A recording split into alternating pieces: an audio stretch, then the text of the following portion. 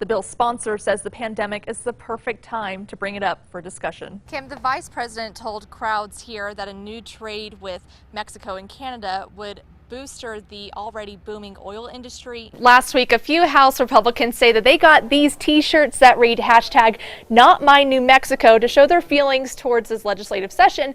And then on the back of the t-shirts, it calls out a few bills that they are strongly against. People here have been waiting in line for hours. Some even say they got here before dawn, all to see the president. Since the session is virtual for the public, people have to sign up ahead of time for Senate hearings to participate in public comment. Democrats and Republicans are agreeing tonight on the resignation of Representative William Stapleton, but she is denying the accusations against her. To advise the governor that the House has completed its work. A powerful lawmaker known as a force to be reckoned with in the Roundhouse has resigned. Cheryl Williams Stapleton has represented a Southeast Albuquerque district since 1995 and was elected by her fellow House Dems to the prestigious floor leader position, making her the second highest ranking legislator in the House for the past few years. But today, her picture has already been removed from the legislative leadership's website. The Attorney General raided her home on Wednesday on a slew of corruption accusations, like racketeering, money laundering, and getting kickbacks.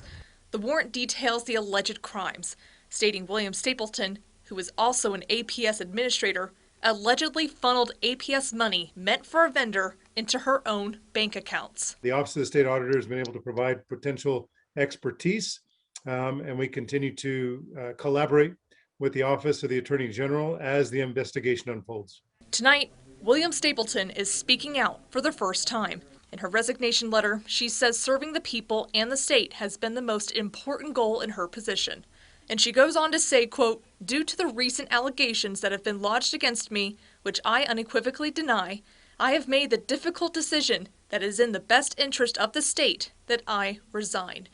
In a separate statement from her attorney, it says William Stapleton is deeply troubled by the false allegations raised by the APS superintendent. House Democratic leadership released a statement saying, quote, "Given the weight of the allegations against Rep. William Stapleton and the ongoing investigation, her resignation from the House is appropriate and in the best interest of the legislature and the state." The Republican Party of New Mexico described this as a sad day in New Mexico politics, but added that she has violated the public trust and violated her oath of office to New Mexicans.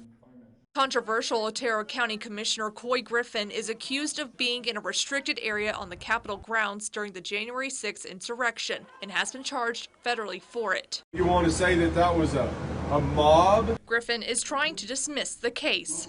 I didn't do or was a part of anything on that day that I feel ashamed to have been a part of or that I couldn't legally do. But the feds are pushing back. In court documents, the feds released a series of images outlining the restricted section of the Capitol. In screen grabs reportedly from video taken by Griffin's videographer, documents say Griffin climbed over a stone wall to get onto the lawn, which was within the restricted area. The feds say Griffin climbed over a metal barricade where rioters had pushed past Capitol police officers, but Griffin calls it something else. If you look at what I'm stepping off of, it's some kind of a little step ladder, little metal object that was being used for a step ladder. I don't know what maybe it was used for before. The feds say Griffin also climbed over what looks like a wooden board to get to the area beneath the inauguration platform. Then say he used an exterior stairwell to get to the inauguration platform. He posted a video of himself on Facebook talking to the crowd.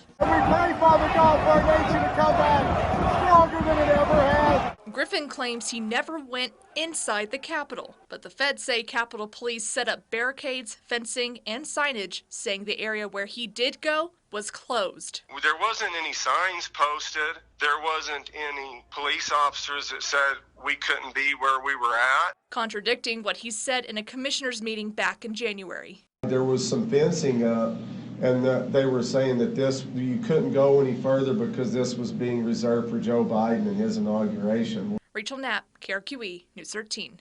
Last month, we've asked the governor about problems at Workforce Solutions and the PED, and while she has made time for other events, she hasn't yet found the time to talk to us. New Mexico state government has made headlines recently for all the wrong reasons. Last week, a report estimates Workforce Solutions overpaid in unemployment benefits by $250 million. Last month, lawmakers called for an investigation after a report from Searchlight New Mexico highlighted CYFD's use of the encrypted app Signal, which deletes communications. And today, we learned the PED might have missed deadline in applying for $37 million in federal aid for school. So what does the governor have to say on all of this? So far, we haven't heard directly from her.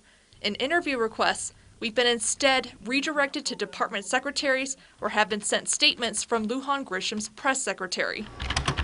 Yesterday, we asked for a sit-down interview with the governor, but didn't get a response until today, saying the schedule is very tight these next couple of weeks, but will try to look for an available slot. But the governor has had time for recent press events,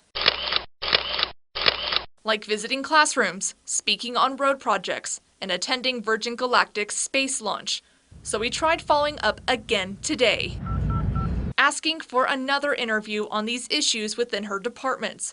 But her office denied the request, saying in short, the governor is not available for an interview on such short notice.